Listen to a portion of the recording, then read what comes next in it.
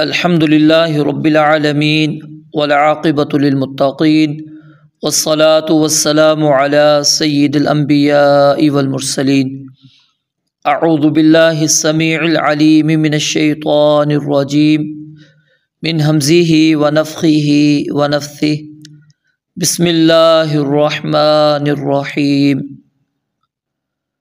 والصافات صفا، قسم ہے ان جماعتوں کی جو صف باندھنے والی ہیں، صفا خوب صف باندھنا، فالزاجرات پھر ان کی جو ڈانٹنے والی ہیں، زجرا زبردست ڈانٹنا، فالتالیات پھر قسم ہے ان کی جو تلاوت کرنے والی ہیں، ذکرا ذکر کی، ان بے شک الہکم تمہارا معبود لواحد یقیناً ایک ہے، رب السماوات جو آسمانوں کا رب ہے، والارض اور زمین کا، وما بینہما اور ان چیزوں کا جو ان کے درمیان ہیں،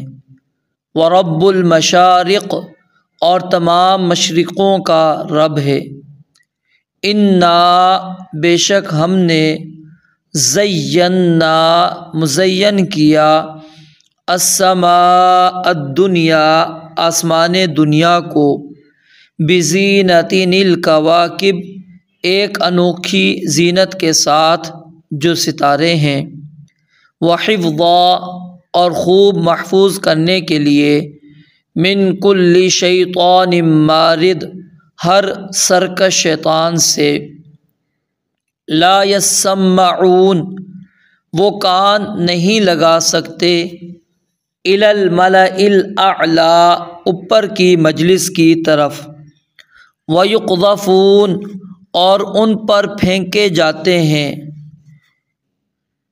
کیا چیز پھینکے جاتی ہیں؟ شہاب، من کل جانب ہر طرف سے، دحورا بھگانے کے لیے، وَلَهُمْ اور ان کے لیے عذاب واصب عذاب ہے ہمیشہ رہنے والا، الا مگر من جو شخص خطیفہ اچک کر لے جائے، الخطفۃ اچانک اچکنا، فأتبعہ تو اس کا پیچھا کرتا ہے، شہاب ایک شعلہ، ثاقب چمکتا ہوا، فاستفتہم پس آپ ان سے پوچھئے، اہم کیا وہ اشد زیادہ مشکل ہیں، خلقاً پیدا کرنے میں، ام من یا جنہیں خلقنا ہم پیدا کر چکے،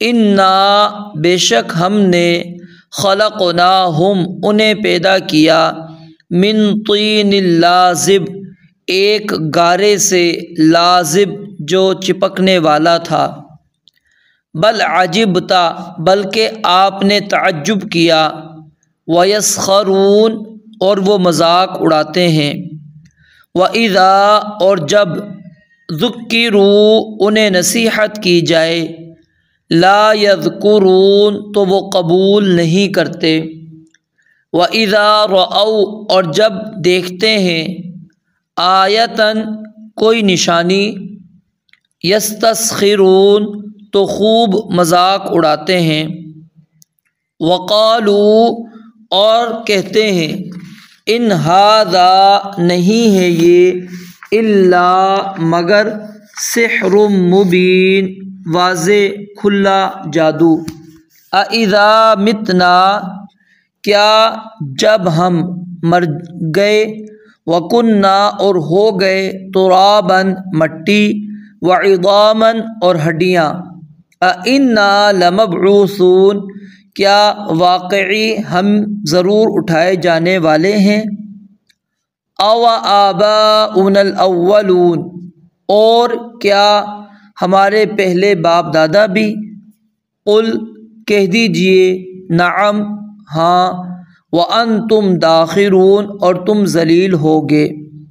فَإِنَّمَا هِيَ پس اس کے سوا نہیں، وہ زجرۃ واحدۃ ایک ڈانٹ ہوگی، فَإِذَا هُمْ اچانک وہ ينظرون دیکھ رہے ہوں گے، وَقَالُوا اور وہ کہیں گے، یا ویلنا ہائے ہماری بربادی، ھذا یوم الدین یہ تو جزا کا دن ہے، ھذا یہ یوم الفصل فیصلے کا دن ہے، الذی وہ کنتم تم تھے بھی اسے تکذبون جھٹلاتے۔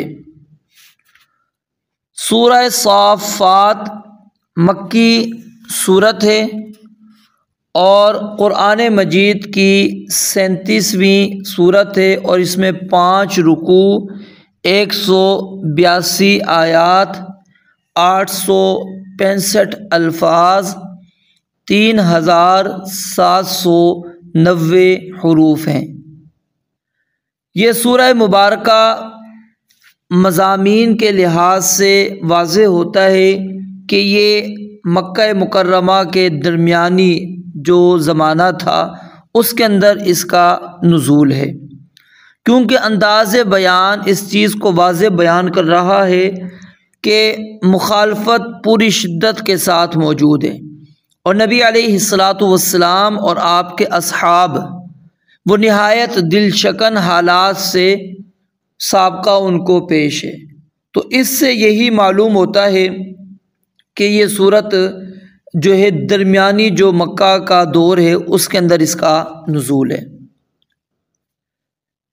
اس صورت کا نام سورہ صافات ہے، اور یہ نام اسی صورت کی پہلی آیت والصافات سے ماخوذ ہے۔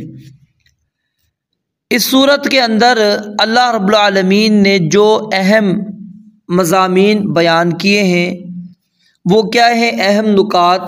توحید کی دعوت دی گئی ہے، کیونکہ صورت کے آغاز میں فرشتوں کے اوصاف بیان کیے گئے ہیں، اور فرشتوں کے اوصاف کو بیان کر کے اللہ تعالیٰ نے یہ بات ثابت کر دی کہ وہ بھی اللہ رب العالمین کے حکم کے تابع ہیں، وہ الہ نہیں ہے، معبود نہیں ہے۔ پھر اس صورت کے اندر شرک کی تردید موجود ہے، یعنی مشرکین کے عقائد کی تردید کی گئی ہے کہ جن کی وہ عبادت کرتے ہیں وہ خود اللہ تعالیٰ کی مخلوق ہیں، اور انسانوں کے اعمال کا بھی خالق کون ہے؟ اللہ تعالیٰ ہے۔ پھر اس کے بعد اللہ تعالیٰ نے انبیاء کرام علیہم الصلاۃ والسلام کے قصے بھی اس صورت کے اندر بیان کیے۔ سیدنا ابراہیم علیہ الصلاۃ والسلام کا اپنے بیٹے کی قربانی کرنا، اس واقعے کو اللہ تعالیٰ نے بیان کیا۔ سیدنا نوح علیہ الصلاۃ والسلام اور ان کی قوم کی نافرمانی اور ان کے اوپر جو عذاب آیا اس کا تذکرہ۔ سیدنا لوط علیہ الصلاۃ والسلام کی قوم جس انجام سے وہ دوچار ہوئی اس کا ذکر۔ سیدنا یونس علیہ الصلاۃ والسلام کا مچھلی کے پیٹ میں جانا، پھر اس سے نجات پانا، اس صورت میں اس واقعے کی طرف بھی اشارہ ہے۔ اسی طرح سیدنا موسیٰ، سیدنا ہارون علیہم الصلاۃ والسلام، ان کا تذکرہ بھی اس صورت کے اندر اللہ تعالیٰ نے کیا۔ پھر آخرت اور جزا سزا کا تذکرہ موجود ہے۔ اللہ تعالیٰ کی قدرت کے دلائل اس صورت کے اندر موجود ہیں، یعنی یہ صورت کیا ہے؟ دلوں میں ایمان پختہ کرنے والی، اللہ کی وحدانیت پر یقین لانے، انبیاء کے نقش قدم پر چلنے اور آخرت کی تیاری کی ترغیب دلانے والی صورت ہے۔ تو اس کا یہ خلاصہ مختصر انداز کے اندر میں نے آپ کے سامنے بیان کر دیا سورہ صافات کا۔ اب ہم اس تفسیر یعنی ان آیات کی تفسیر پڑھنے سے پہلے ایک چیز جو بنیادی طور پر ہمارے لیے سمجھنا ضروری ہے، وہ کیا ہے کہ قرآن مجید کے اندر اللہ رب العالمین نے قسموں کو کیوں ذکر کیا ہے؟ جیسے کہ یہاں پر آتا ہے والصافات صفا فالزاجرات زجرا فالتالیات ذکرا۔ پھر اور قرآن کریم کے اندر آپ دیکھتے ہیں والشمس وضحاها वल्क़मरि इज़ा तलाहा वल्लैलि इज़ा यग़शा वन्नहारि इज़ा तजल्ला वद्दुहा वल्लैलि इज़ा सजा वल्फ़ज्र वलयालिन अश्र वश्शफ़्इ वल्वत्र वत्तीनि वज़्ज़ैतून वतूरि सीनीन। अलग़र्ज़ आप कुरान मजीद के अंदर देखेंगे तो कई जगहों पर अल्लाह रब्बुल आलमीन ने कसमें खाई हैं। कसम के अंदर ये मामला याद रख लीजिए, ये मसला हमारे लिए अल्लाह रब्बुल आलमीन का जो हुक्म है वो क्या है कि हमने अल्लाह रब्बुल आलमीन के अलावा किसी और की कसम नहीं खानी। मन कान हालिफन फल्यहलिफ बिल्लाहि औ लियस्मुत। आप अलैहिस्सलातु वस्सलाम फरमाते हैं जो बंदा भी कसम खाना चाहता है वो अल्लाह ताला की कसम खाए या फिर वो खामोशी इख्तियार कर ले। ला तहलिफू बिआबाइकुम वला उम्महातिकुम औ कमा क़ाल अलैहिस्सलातु वस्सलाम। आप अलैहिस्सलातु वस्सलाम ने फरमाया कि तुम अपने आबा व अजदाद की कस्में ना खाओ, तुम लात व मनात व उज़्ज़ा की कस्में ना खाओ। यानी शरीयत इस्लामिया ने हमें मना कर दिया इस चीज़ से कि हम गैरुल्लाह की कसम खाएं। हम गैरुल्लाह की कसम नहीं खा सकते। हमने कसम खानी है, कसम उठानी है तो सिर्फ़ और सिर्फ किसकी? अल्लाह ताला की। अल्लाह ताला के अलावा किसी और की कसम नहीं हम उठा सकते। जहाँ तक ताल्लुक़ है रब्बुल आलमीन का कि अल्लाह ताला ने अपनी मखलूक़ात की कसम खाई है, तो उसके अंदर ये बात समझ लीजिए अल्लाह रब्बुल आलमीन से कोई सवाल करने वाला नहीं, कोई पूछने वाला नहीं। पाबंदी आपके लिए और मेरे लिए है, अल्लाह ताला के लिए कोई पाबंदी नहीं। अल्लाह ताला जिसकी चाहे कसम उठा ले। लअम्रुक इन्नहुम लफ़ी सकरतिहिम यअमहून। आपकी उम्र की कसम खा ले, जिस चीज़ की भी खा ले, अल्लाह रब्बुल आलमीन से कौन सवाल करने वाला है। तो इसलिए अल्लाह रब्बुल आलमीन जिसकी भी कसम खाए वो हमें उसके ऊपर किसी किस्म का कोई एतराज़ नहीं करना चाहिए और ना ही वहाँ से ये मसला निकालना चाहिए कि अल्लाह ताला ने जब गैरुल्लाह की कसम खाई है तो हम भी कसम खा लें। अब जो अल्लाह ताला ने कसमें खाई हैं, ठीक है, तो इसकी वजूहात क्या हैं? सिर्फ 2-3 आपके सामने वजह रखता हूँ कि एक तो चीज़ कसम उमूमन क्यों उठाई जाती है? ताकीद के लिए, किसी चीज़ के अंदर मजबूती पैदा करने के लिए, पुख्तगी पैदा करने के लिए, आप यकीन दिलवाना चाह रहे होते हैं, तो इसलिए उमूमन कसम उठाई जाती है। और जब मुखातब किसी बात का मुनकिर हो, तस्लीम ही ना करता हो, वो मान ही नहीं रहा, तो आप ज़ाहिर है उसको किस तरह यकीन दिलाते हैं? आप कसम उठाते हैं और कसम के ज़रिए से मुखातब को आप इस चीज़ के सोचने पर मजबूर करते हैं कि देखें आप जिसका इनकार कर रहे हैं वो मामूली चीज़ नहीं है, जो मैं बात बयान कर रहा हूँ वो हकीकत है, और इस हकीकत की दलील क्या है कि मैं कसम उठा रहा हूँ। और बसा औक़ात क्या होता है, किसी बात की अज़मत और अहमियत वाज़े करने के लिए भी कसम उठाई जाती है। ठीक है, किसी बात की अज़मत या फिर उसकी अहमियत को वाज़े करने के लिए, पुख्तगी पैदा करना मकसूद नहीं होती, ठीक है, वो सिर्फ क्या है, उसकी अज़मत, उसकी अहमियत वाज़े करने के लिए कसम उठाई जाती है। तो कुरान मजीद की अक्सर कस्मों पर जब हम गौर करेंगे तो उनसे साफ़ तौर पर ज़ाहिर होता है कि कसम अमूमन उस बात की दलील होती है जो कसम के बाद बयान हुई है। जैसा कि यहाँ पर अल्लाह रब्बुल आलमीन ने जो बात की है वो क्या है, इन्ना इलाहकुम लवाहिद, कि तुम्हारा मअबूद एक ही मअबूद है।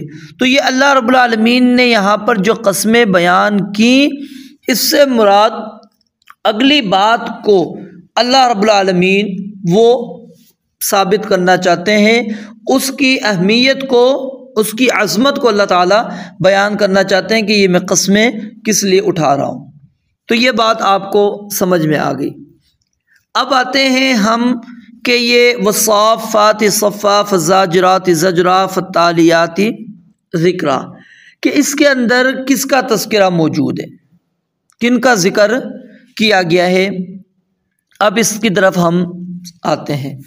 इमाम शनक़ीती रहिमहुल्लाह बयान करते हैं کہ اکثر اہل العلم علی ان المراد بی والصافات ہنا والزاجرات والتالیات جماعات الملائکہ، کہتے ہیں ان آیات میں جو لفظ صافات، زاجرات اور تالیات استعمال ہوا ہے، اکثر اہل علم اس سے مراد کیا لیتے ہیں؟ جماعات الملائکہ، فرشتوں کی جماعت مراد لیتے ہیں۔ اور امام ابن جریر رحمۃ اللہ علیہ نے اس بات پر اجماع بھی نقل کیا ہے، اور وہ کہتے ہیں کہ اللہ تعالیٰ نے اپنے ذکر کی ابتدا قسم کے ساتھ کی، اور قسم فرشتوں کی ایسی اقسام کے ساتھ بیان کی کہ وَهُمُ الصَّافُونَ، جو صف بستہ ہیں، صف باندھنے والے ہیں۔ بِإِجْمَاعِ مِنْ أَهْلِ التَّأْوِيلِ فَلَأَنْ يَكُونَ الَّذِي بَعْدَهُ قَسَمًا بِسَائِرِ أَصْنَافِهِمْ أَشْبَهُ۔ اور اسی طرح سلف میں سے جو لوگ کہتے ہیں کہ یہاں صافات سے مراد فرشتے ہیں، ان میں سیدنا عبداللہ بن مسعود رضی اللہ تعالی عنہما، سیدنا عبداللہ بن عباس رضی اللہ تعالی عنہما، اور سیدنا سعید بن جبیر رحمۃ اللہ علیہ، امام مجاہد، امام اکرمہ، امام مسروق، امام قتادہ، سدی، ربیع بن انس رحمہم اللہ اجمعین وغیرہ اس بات کے قائل ہیں کہ اس سے مراد کون ہے؟ فرشتے۔ اور صافین، اس کا معنی کیا ہے؟ ان یکونوا صفوفا متراصین بعضهم جنب بعض فی طاعت اللہ تعالی من صلاۃ وغیرہا۔ صافین سے مراد کیا ہے؟ کہ انہوں نے ایسی صفیں باندھی ہوئی ہیں جو آپس میں چونا گچ، جس طرح عمارت ہوتی ہے نا، چونا گچ عمارت، اس طرح ان کی صفیں ہیں، ایک دوسرے کے پہلو ایک دوسرے کے ساتھ ملے ہوئے ہیں اللہ تعالیٰ کی اطاعت میں، وہ نماز کی صورت میں ہو یا کسی اور میں۔ اور یہ بھی کہا گیا ہے لِأَنَّهُمْ يَصُفُّونَ أَجْنِحَتَهُمْ فِي السَّمَاءِ، کہ وہ اپنے پروں کو آسمان کے اندر کیا ہے؟ کھول دیتے ہیں، تو اس طرح وہ صف بنا لیتے ہیں، یعنی يَنْتَظِرُونَ أَمْرَ اللَّهِ، وہ اللہ تعالیٰ کے حکم کا انتظار کرتے ہیں۔ اور جو پہلی بات ہے اس کی تائید ہمیں صحیح مسلم کے اندر روایت موجود ہے، اس سے ملتی ہے۔ نبی مکرم علیہ الصلوۃ والسلام نے فرمایا کہ فضلنا علی الناس بثلاث، ہمیں فضیلت دی گئی ہے دوسرے لوگوں پر تین باتوں کی وجہ سے۔ جعلت صفوفنا کصفوف الملائکہ، ہماری صفیں فرشتوں کی صفوں کی طرح بنائی گئی ہیں۔ وجعلت لنا الارض كلها مسجدا، اور ہمارے لیے ساری زمین مسجد بنا دی گئی۔ وجعلت تربتها لنا طہورا اذا لم نجد الماء، اور ہمارے لیے اس کی مٹی پاک کرنے والی بنا دی گئی جب ہمیں پانی نہیں ملے گا، ٹھیک ہے۔ اور اسی طرح نبی مکرم علیہ الصلوۃ والسلام کا فرمان صحیح مسلم کے اندر ہی موجود ہے، آپ نے فرمایا الا تصفون کما تصف الملائکۃ عند ربھا، کیا تم اس طرح صفیں نہیں بناتے جس طرح فرشتے اپنے رب کے پاس صفیں بناتے ہیں؟ فقلنا یا رسول اللہ، صحابہ نے کہا اللہ کے نبی علیہ الصلوۃ والسلام، وکیف تصف الملائکۃ عند ربھا، فرشتے اپنے رب کے پاس کس طرح کی صفیں بناتے ہیں؟ قال یتمون الصفوف الاولا، وہ پہلی صفیں مکمل کرتے ہیں۔ وَيَتَرَاصُونَ فِي الصَّفِّ، اور صف میں چونا گچ ہو کر کھڑے ہوتے ہیں۔ تو یہ کیا ہے؟ فرشتوں کی وہ موجود ہے صفت کے صف مراد کیا ہے؟ کہ وہ اس انداز کے اندر صف بنانے والے ہیں۔ تو بہرحال یہ واضح ہو گیا کہ یہاں پر صافات سے مراد اور زاجرات اور تالیات سے مراد کون ہے؟ فرشتوں کی جماعت، فرشتوں کی جماعت مراد ہے، ٹھیک ہے، فرشتوں کی جماعت مراد۔ اب یہ الصافات، یہ جمع ہے صافتن کی، صافتن کی جمع ہے، ٹھیک ہے، یہ واضح ہوگی آپ کے سامنے۔ اور اسی طرح ایک اور بات یہاں پر یاد رکھیں کہ صافات یعنی ای الجماعات من الملائکۃ والمصلین والمجاہدین المکملین انفسہم بالاصطفاف فی الطاعہ، جو نماز پڑھتے ہیں، جہاد کرتے ہیں، اپنی نفسوں کو اللہ تعالیٰ کی اطاعت کے اندر صف بندہ ہو کر وہ کیا کرتے ہیں؟ مکمل اطاعت کرتے ہیں، اللہ رب العالمین کی بات مانتے ہیں، وہ مراد ہے۔ تو بہرحال یہ بات یہاں پر واضح ہو گئی کہ ان آیات سے مراد کون ہے؟ فرشتے ہیں۔ اب ذرا ہم ان آیات کی تفسیر کو سمجھتے ہیں کہ اللہ رب العالمین نے یہاں پر کیا بیان فرمایا پہلی آیت کے اندر کہ والصافات صفا، قسم ہے ان جماعتوں کی جو صف باندھنے والی ہیں، خوب صف باندھنا۔ تو یہاں پر اللہ رب العالمین نے فرشتوں کی قسم اٹھائی ہے کہ وہ آسمان میں اپنے رب کے سامنے وہ صف بنا کر کھڑے ہیں، اور اس کی وضاحت میں نے صحیح مسلم کی 2 روایات کے ذریعے سے آپ کے سامنے کر دی، اور اسی طرح اسی صورت کے آگے جا کر آپ پڑھیں گے وَإِنَّا لَنَحْنُ الصَّافُّونَ وَإِنَّا لَنَحْنُ الْمُسَبِّحُونَ، ٹھیک ہے۔ اور پھر اسی طرح سورہ الفجر کے اندر اللہ تعالیٰ بیان کرتے ہیں وَجَاءَ رَبُّكَ وَالْمَلَكُ صَفًّا صَفًّا۔ تو یہ بات کیا ہو گئی؟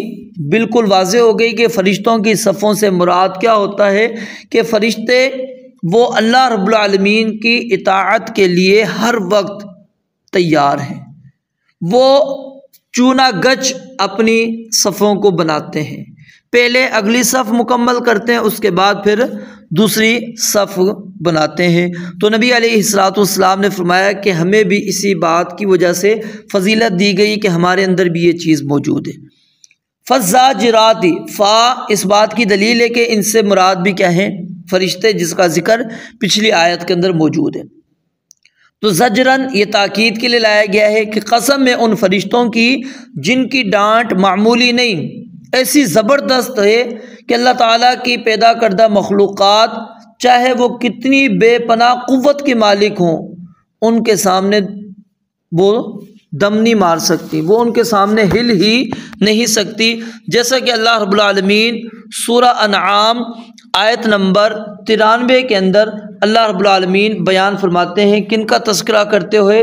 موت کے فرشتوں کا، موت کے فرشتوں کا تذکرہ کرتے ہوئے اللہ رب العالمین کیا بات بیان فرماتے ہیں 93 نمبر آیت میں؟ اعوذ باللہ من الشیطان الرجیم، بسم اللہ الرحمن الرحیم، وَلَوْ تَرَىٰ إِذِ الظَّالِمُونَ فِي غَمَرَاتِ الْمَوْتِ وَالْمَلَائِكَةُ بَاسِطُو أَيْدِيهِمْ أَخْرِجُوا أَنفُسَكُمْ الْيَوْمَ تُجْزَوْنَ عَذَابَ الْهُونِ بِمَا كُنْتُمْ تَقُولُونَ عَلَى اللَّهِ غَيْرَ الْحَقِّ وَكُنْتُمْ عَنْ آيَاتِهِ تَسْتَكْبِرُونَ۔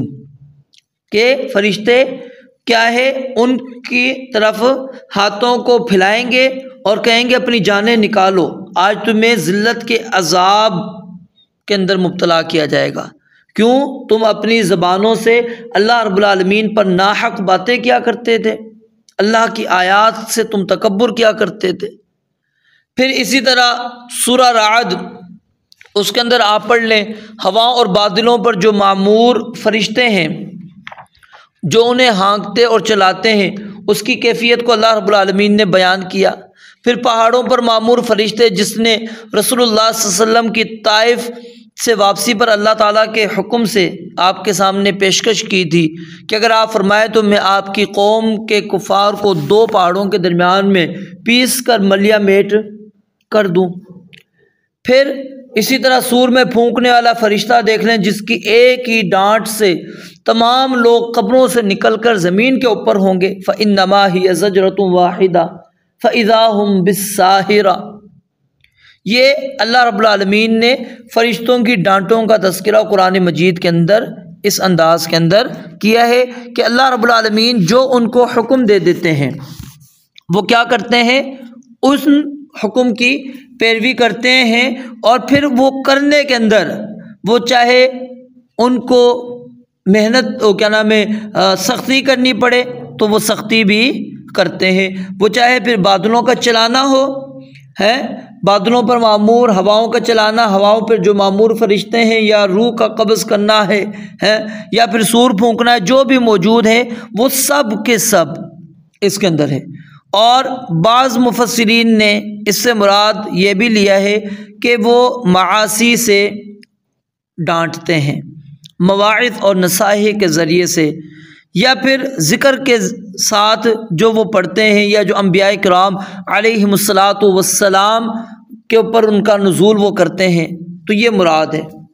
پھر آگے ہے فالتالیات ذکرا، اس میں بھی فا ہے، یہ بھی اس بات کی دلیل ہے کہ اس کا ذکر پچھلی آیات کے ساتھ ہے، تو اس سے مراد بھی کون ہو گئے؟ فرشتے، کہ جو اللہ تعالیٰ کی طرف سے انبیاء پر نازل کرتے ہیں ذکر کو، اور لوگوں کے دلوں میں نیکی کا خیال ڈالتے ہیں، جیسا کہ فرمایا فالملقیات ذکرا عذرا او نذرا، ٹھیک ہے، یہ اللہ رب العالمین نے باتیں بیان فرمائی۔ اور یہ باتیں بیان کرنے کے بعد اللہ رب العالمین کیا بیان فرماتے ہیں کہ جو فرشتے صف باندھ کر کھڑے ہیں، جو فرشتے ڈانٹنے والے ہیں، اور جو اللہ رب العالمین کے ذکر کی تلاوت کرنے والے ہیں، یہ قسمیں کھا کر اللہ تعالیٰ نے آگے جو بات بیان فرمائی وہ کیا ہے؟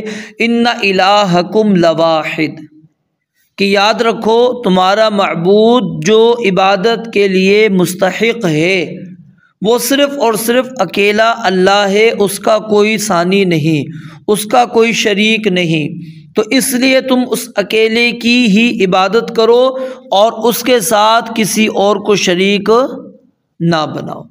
یعنی اللہ تعالیٰ کے حکم سے کائنات کا نظام چلانے والے فرشتے جو اس کے سامنے سب بستہ کھڑے ہیں، جن کی ڈانٹ سے زمین و آسمان کے معاملات کی تدبیر ہوتی ہے، پیغمبروں پر وحی کا نزول کرتے ہیں، ذکر الہی کی تلاوت کرتے ہیں، یہ سب فرشتے شاہد اور دلیل ہیں کہ کائنات کا معبود حقیقی ایک ہے۔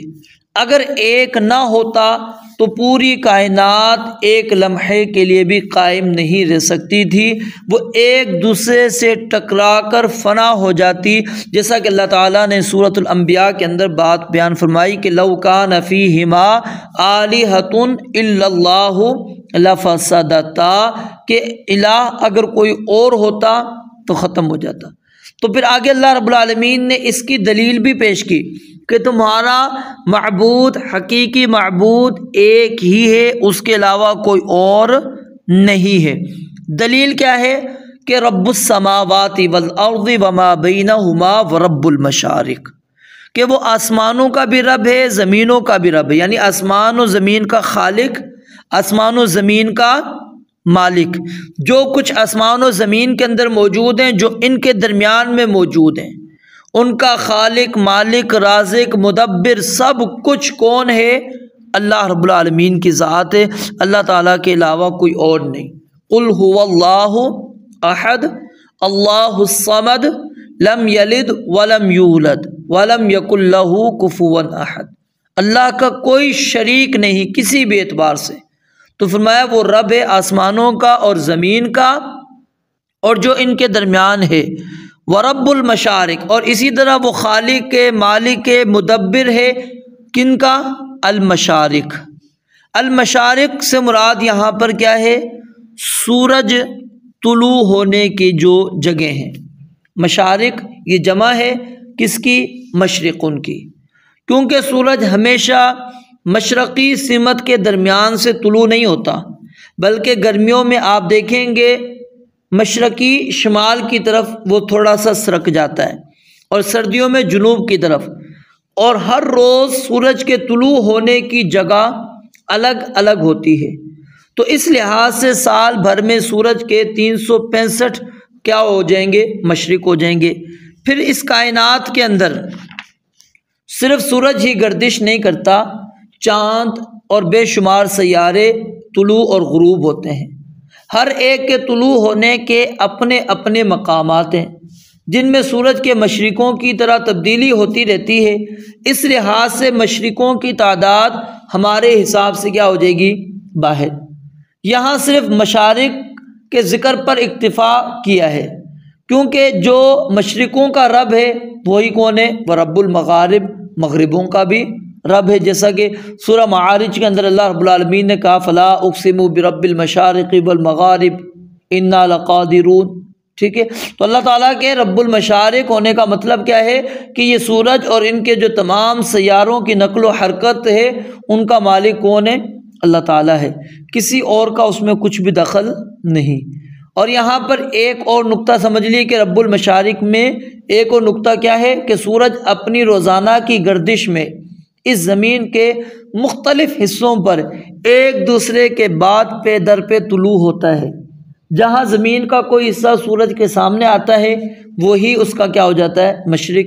تو اس لحاظ سے نہ ہی مشرقوں کا ہم شمار کر سکیں گے اور نہ ہی مغربوں کا۔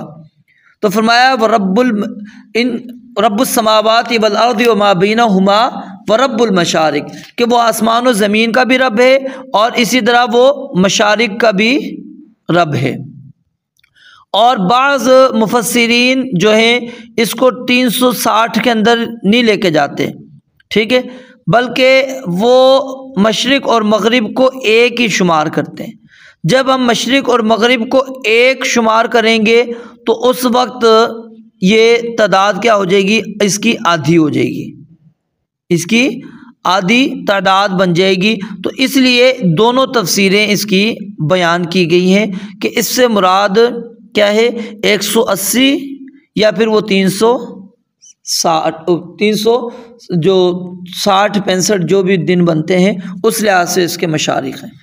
اگلی آیت کے اندر اللہ رب العالمین فرماتے ہیں اِنَّا زَيَّنَّا السَّمَاءَ الدُّنْيَا بِزِينَةٍ الْكَوَاكِبِ، کہ بے شک ہم نے آسمان دنیا کو، الدنیا یہ الادنا کی مؤنث ہے، یعنی سب سے قریب جو آسمان ہمیں زمین سے دکھائی دیتا ہے، ٹھیک ہے، اور اس کو آسمان دنیا کیوں کہا جاتا ہے؟ یہ ہمارے نزدیک ہے۔ تو اللہ تعالیٰ فرماتے ہیں ہم نے آسمان دنیا کو مزین کر دیا ہے، خوبصورت کر دیا ہے، کس کے ساتھ؟ بزینۃ الکواکب، ستاروں کے ساتھ، ستاروں کے ساتھ ہم نے اس کو مزین کر دیا۔ اب زینتن پر تنوین یہ کس کی ہے؟ تنکیر کی ہے، اس لیے اس کا معنی کیا کیا تھا ہم نے؟ انوکھی زینت۔ اور یہ الکواکب زینتن سے بدل ہے، تو اس لیے ستاروں کی پیدائش کی بے شمار حکمتوں میں سے ایک حکمت کیا ہے؟ آسمان دنیا کی آرائش اور زیبائش ہے۔ اگر ستارے نہ ہو تو نہ یہ آسمان کا حسن ہو اور نہ ہی زمین پر روشنی ہو۔ اور اسی طرح اللہ تعالیٰ نے ان کو چراغ بھی کہا ہے، وَلَقَدْ زَيَّنَّا السَّمَاءَ الدُّنْيَا بِمَصَابِيحَ، کہ ہم نے ان کو کیا بنایا؟ مصابیح، چراغ۔ وَجَعَلْنَاهَا رُجُومًا لِلشَّيَاطِينِ وَأَعْتَدْنَا لَهُمْ عَذَابَ السَّعِيرِ۔ اور یہ کواکب اور نجم یہ ایک دوسرے پر اس کا اطلاق ہوتا ہے، دونوں کے دونوں اس کے اندر مراد ہیں۔ تو اِنَّا زَيَّنَّا السَّمَاءَ الدُّنْيَا بِزِينَةٍ الْكَوَاكِبِ، اللہ تعالیٰ فرماتے ہیں ہم نے اس آسمان دنیا کو مزین کیا ہے، کس کے ساتھ؟ انوکھی زینت کے ساتھ آراستہ کیا، اور وہ کیا ہیں؟ ستارے ہیں۔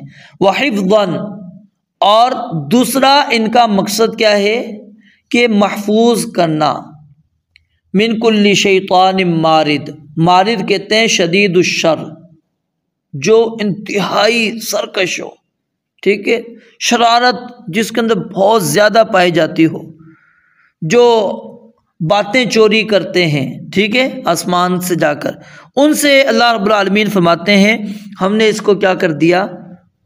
حفاظت کرنے کے لیے۔ اور پھر آگے میں حدیث مبارکہ آپ کے سامنے بیان کرتا ہوں کہ جس سے آپ کو یہ بات مزید سمجھ میں آ جائے گی۔ لا یسمعون الی الملأ الاعلی، یہ لا یسمعون اصل میں کیا تھا؟ لا یتسمعون، باب تفعل سے، ٹھیک ہے۔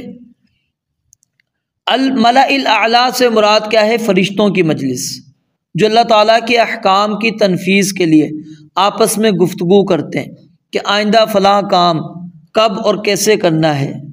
تو اللہ تعالیٰ فرماتے ہیں ان ستاروں کے ذریعے سے سرکش شیاطین سے فرشتوں کی باتیں محفوظ رکھنے کا ہم نے اتنا زبردست انتظام کیا ہے کہ وہ ان کی مجلس کی طرف کان بھی نہیں لگا سکتے، اور اگر وہ لگاتے ہیں تو وَيُقْذَفُونَ مِن كُلِّ جانب، تو ہر طرف سے ان پر شہاب پھینکے جاتے ہیں، ہر طرف سے ان کے اوپر کیا پھینکے جاتے ہیں؟ شہاب۔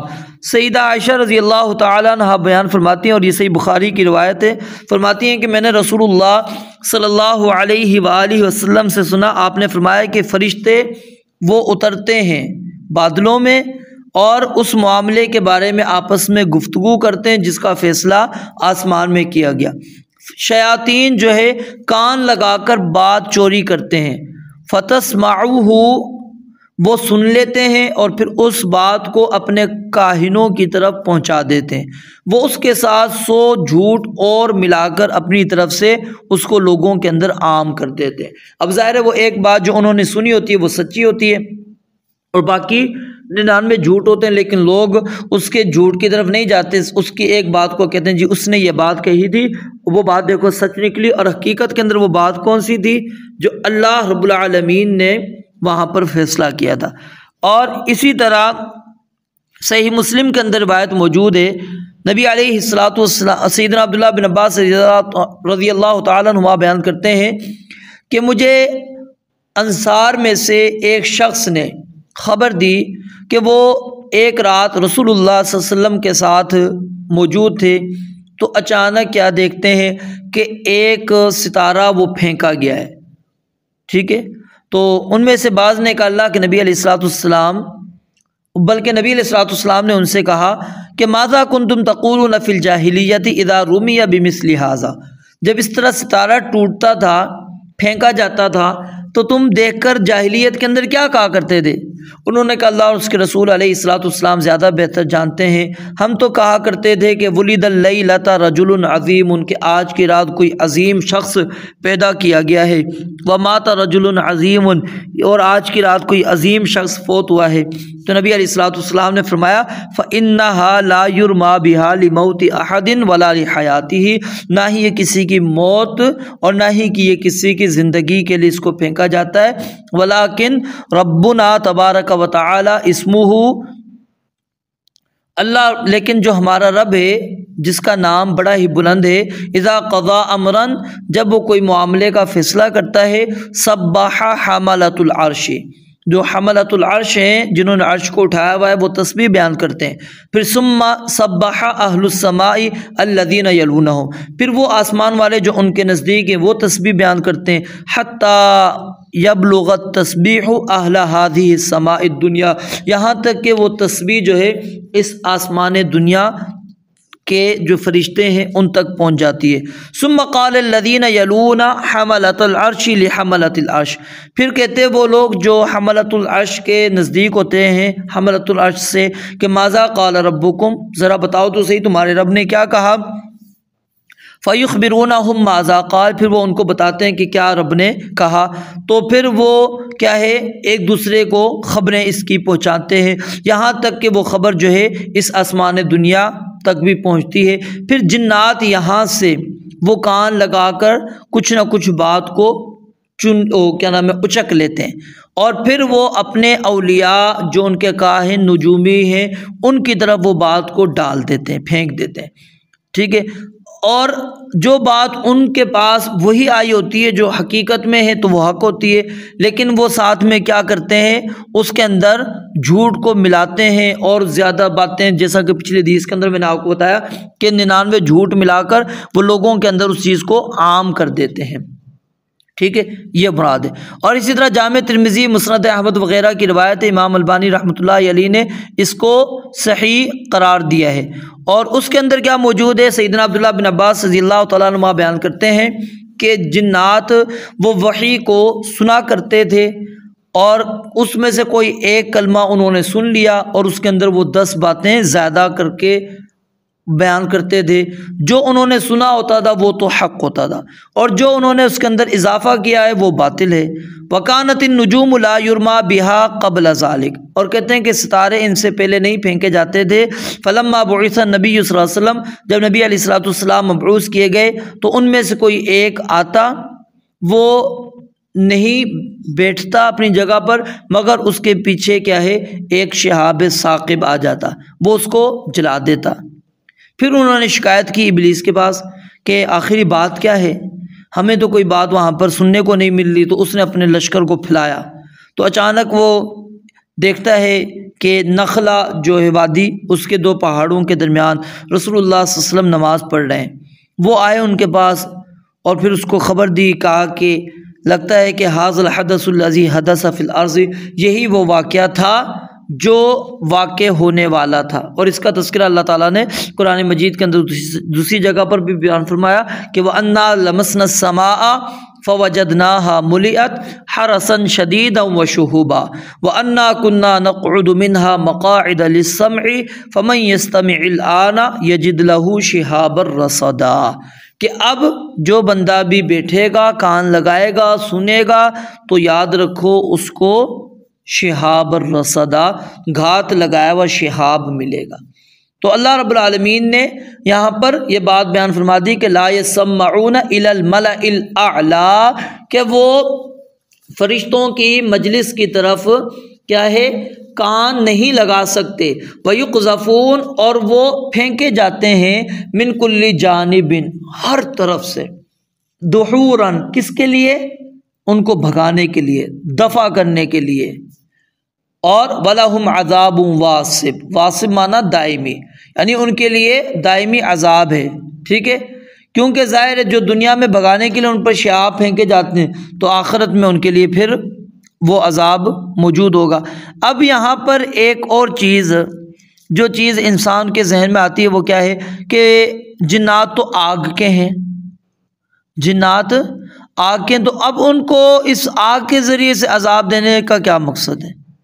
ان کو تو کوئی نہیں پڑتا، تکلیف نہیں پڑتی۔ تو یہ بات سمجھ لیجیے، ہم کیا ہیں، مٹی کے، ہمیں کوئی مٹی کا پتھر مارتا ہے کیا اثر ہوتا ہے؟ نہیں ہوتا، ہوتا ہے۔ پھر جو ہماری مثال ہے مٹی جس سے ہماری تخلیق ہے، اور جو چیز پھینک کر ماری جا رہی وہ بھی مٹی ہے، اس کی طاقت زیادہ ہے۔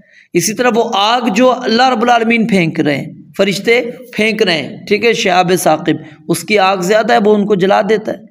تو اب اس کے اندر اور اس کے اندر انسان کہے کہ نہیں ہے۔ پھر بعض نے عذاب واصب، اس کی تفسیر کیا بیان کر دی کہ تکلیف، ٹھیک ہے، تو یہ تکلیف بھی معنی کر سکتے ہیں ہم اس کو، ایسے یعنی مرض جو اس کے ساتھ مستمر ہو، ہمیشہ ہمیشہ رہے، تو عذاب واصب اللہ تعالیٰ فرماتے ہیں فَوَرَبِّكَ لَنَحْشُرَنَّهُمْ وَالشَّيَاطِينَ ثُمَّ لَنُحْضِرَنَّهُمْ حَوْلَ جَهَنَّمَ جِثِيًّا ثُمَّ لَنَنزِعَنَّ مِنْ كُلِّ شِيعَةٍ أَيُّهُمْ أَشَدُّ عَلَى الرَّحْمَنِ عِتِيًّا ثُمَّ لَنَحْنُ أَعْلَمُ بِالَّذِينَ هُمْ أَوْلَى بِهَا صِلِيًّا، اللہ کہتے ہیں ہمیں پتہ ہے کہ کون وہ جہنم کا حقدار ہے۔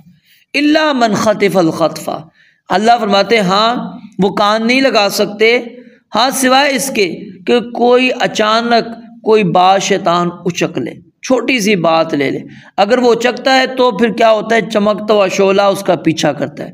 کبھی تو وہ شعلہ نیچے کے شیطان کو وہ بات پہنچانے سے پہلے ہی لگ کر اس کو ہلاک کر ڈالتا ہے، اور کبھی پہنچانے کے بعد پھر وہ بات کئی شیاطین سے منتقل ہوتی ہوئی کاہن تک پہنچتی ہے، جو اس میں جھوٹ ملا کر وہ اس کے اندر لے کے جاتے ہیں۔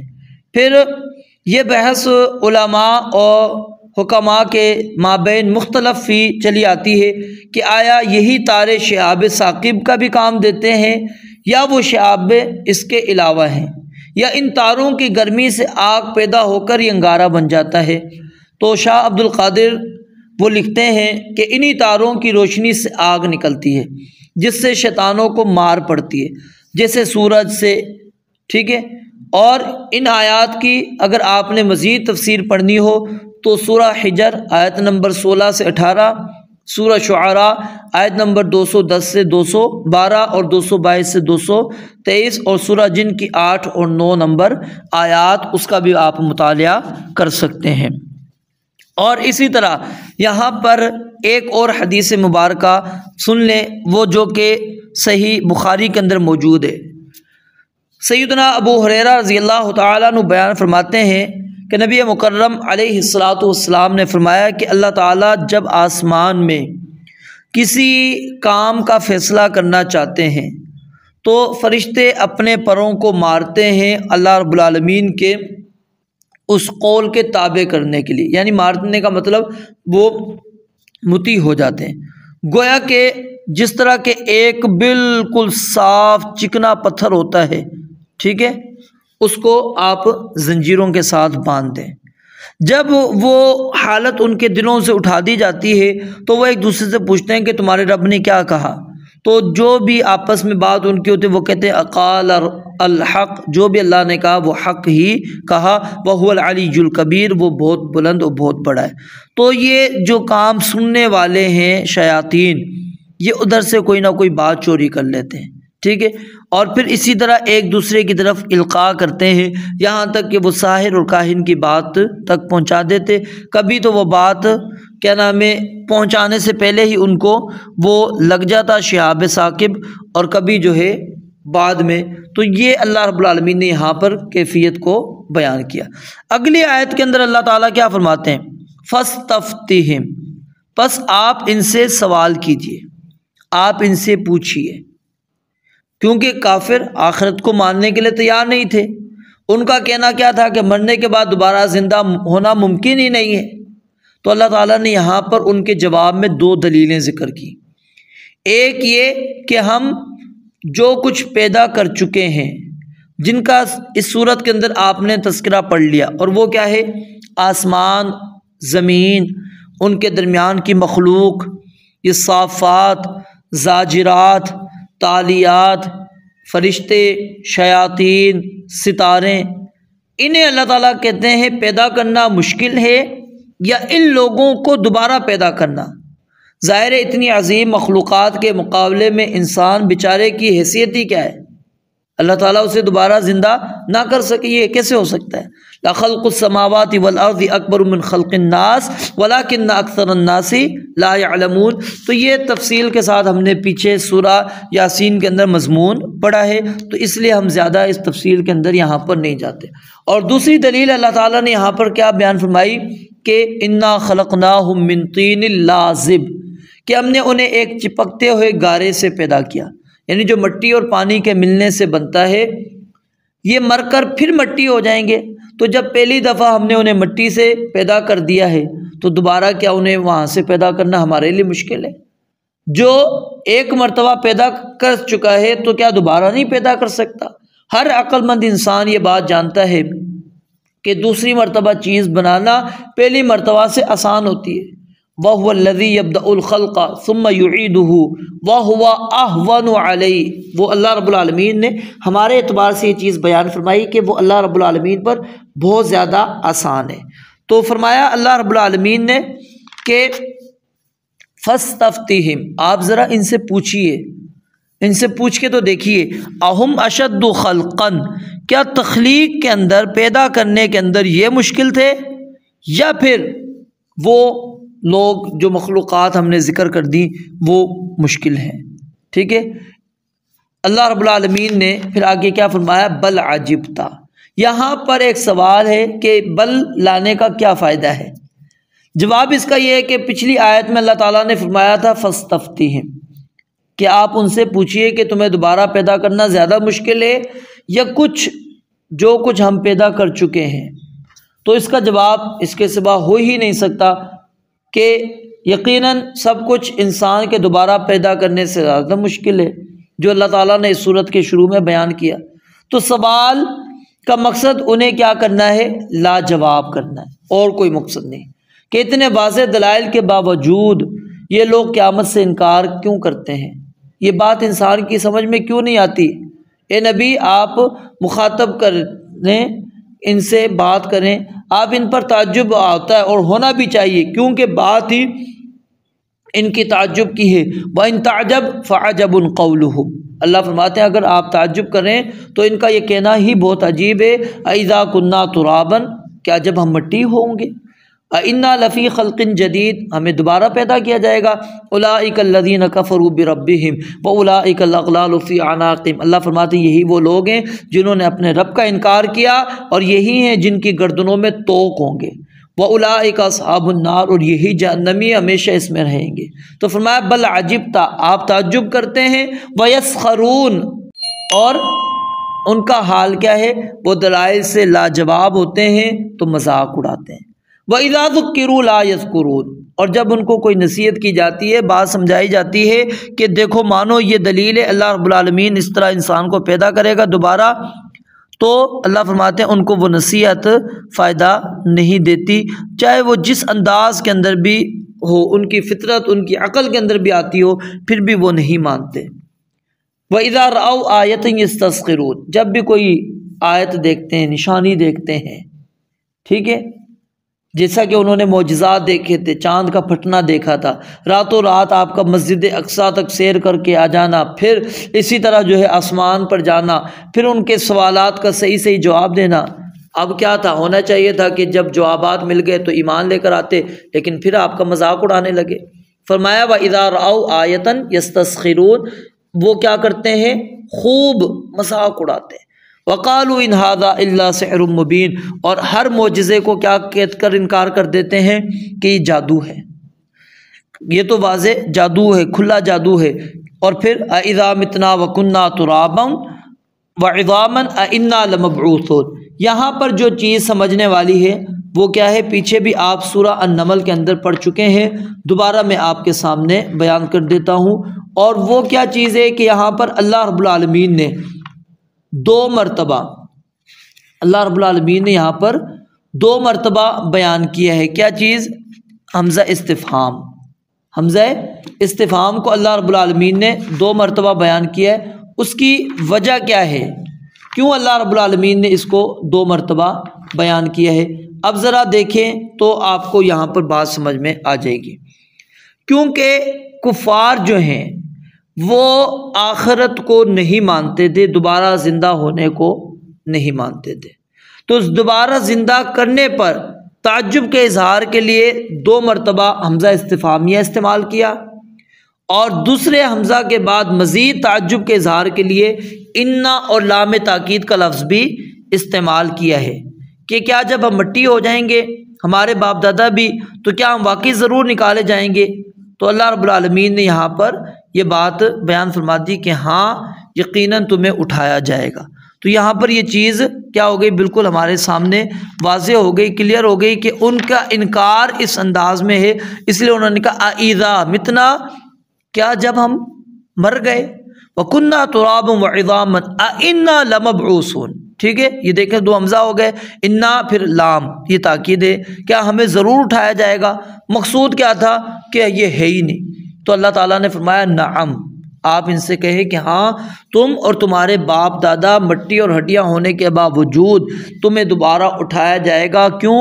انتم داخرون، داخرہ یدخر، دخور اس کا معنی کیا ہوتا ہے، ذلیل، حقیر، یعنی تم اس حال میں اٹھائے جاؤ گے کہ اللہ رب العالمین کی قدرت کے سامنے بے بس ہوگے، حقیر ہوگے۔ یہ تمہارا اٹھنا اختیاری نہیں بلکہ اضطراری ہوگا، جس طرح تمہاری پیدائش، تمہاری موت، اس میں تمہاری مرضی کا کوئی عمل دخل نہیں تھا، اسی طرح دوبارہ جی اٹھنے پر بھی تم مجبور ہو، بے بس ہو۔ وَكُلٌّ أَتَوْهُ دَاخِرِينَ، ہر ایک ذلیل ہو کر اللہ رب العالمین کے پاس آئے گا۔ تو انسان اس کے اندر وہ زبردستی ہے، کوئی نہیں کہے گا کہ میں نہیں اٹھ سکتا۔ فَإِنَّمَا هِيَ زَجْرَةٌ وَاحِدَةٌ، یہاں پر نفخہ ثانیہ مراد ہے کہ دوبارہ اٹھانے کے لیے اللہ تعالیٰ فرماتے ہیں ہمیں کوئی خاص اہتمام کی ضرورت نہیں ہے، بلکہ ہم سور میں ایک ہی مرتبہ ایسی پھونک، زبردست ڈانٹ کا اعلان کریں گے کہ وہ سب لوگ قبروں سے اٹھ کر زمین کے اوپر ہوں گے۔ فَإِنَّمَا هِيَ زَجْرَةٌ وَاحِدَةٌ فَإِذَا هُمْ بِالسَّاهِرَةِ، وہ کیا ہوں گے، زمین کے اوپر ہوں گے۔ فرمایا فَإِذَا هُمْ يَنظُرُونَ، تو وہ اچانک کیا ہے، وہ زندہ ہو کر ایک دوسرے کو دیکھ رہے ہوں گے، اچھا ہم زندہ بھی ہو گئے، ہم تو مانتے نہیں تھے اس چیز کو۔ وَقَالُوا يَا وَيْلَنَا، پھر وہ قیامت کے دن پچھتائیں گے، ملامت کریں گے، اپنے آپ کو کہیں گے، اپنی ہلاکت کو آواز دیں گے، یا ویلنا، ہائے بربادی، ہائے افسوس ہم پر، ھذا یوم الدین، یہی جزا کا دن ہے، حالانکہ اس وقت کا ہم کیا کرتے تھے، انکار کیا کرتے تھے۔ اب وہ ندامت کر رہے ہیں کہ ندامت ان کے کام آئے گی، کبھی بھی نہیں۔ ھذا یوم الفصل الذی کنتم بہ تکذبون، یہی وہ فیصلے کا دن ہے جس کو تم جھٹلاتے تھے۔ یا تو یہ اس وقت فرشتے ان کو کہیں گے، یا ایمان والے ان سے کہیں گے، یا پھر خود وہ ایک دوسرے کو ملامت کرنے کے لیے کہیں گے کہ یہی وہ فیصلے کا دن ہے جنہیں تم مانتے نہیں تھے۔ تو اللہ رب العالمین نے ان آیات کے اندر واضح طور پر اس چیز کو بیان کر دیا کہ الہ واحد کون ہے، اللہ تعالیٰ ہے، اور فرشتوں کا ذکر پہلے کر کے اللہ تعالیٰ نے اس چیز کی نفی کر دی کہ وہ فرشتے معبود نہیں ہیں، الہ نہیں ہیں۔